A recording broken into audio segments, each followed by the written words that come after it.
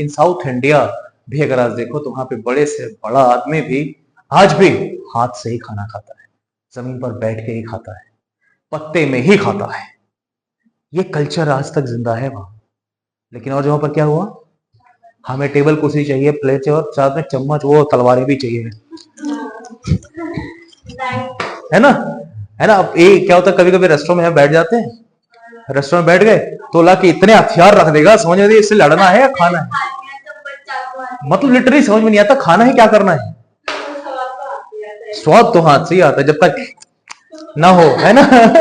मजा कहाँ आता है, आता है क्या।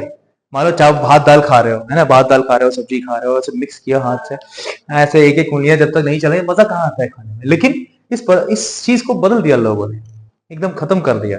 अब आप जैसे किसी रेस्टोरेंट में बैठ के बैठो, जैसे एक टाइम ऐसा था जब एक बार मैं और मेरे दोस्त गए थे एक रेस्टोरेंट में, क्लार्क में, हम लोग गए वहां बैठे थे, और जैसे ही बैठे तो मेरे दोस्तों को पता नहीं क्या मन हुआ, उन्होंने वो क्या बोलते हैं उसको, मसाला डोसा ऑर्डर कर दिया। ठीक है, अब मसाला डोसा ऑर्डर कर दिया। अब थोड़ी देर पहले हमें सोचे मसाला डोसा खाएंगे कैसे, क्योंकि उसमें मसाला छोटा सा ऐसे एक जगह रखता है और डोसा इतना बड़ा, वो गोल मटोल करके, पतला पतला।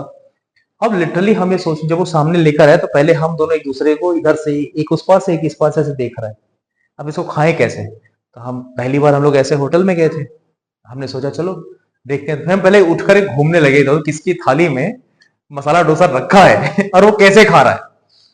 फिर देखा तो कोई ऐसे बटर नाइफ लेकर के उसे काट रहा है, दूसरे चम्मच से खा रहा है। मैंने कहा ऐसा तो ना हो पाएगा। फिर हम दोनों ने डिसाइड किया, हमने किया एक काम करते हैं, ऐसे दबाया, आधा फाड़ा, ये तू ले, ये मैंने उसको रोल किया, चटनी लगाई, कच कच खा के किनारे।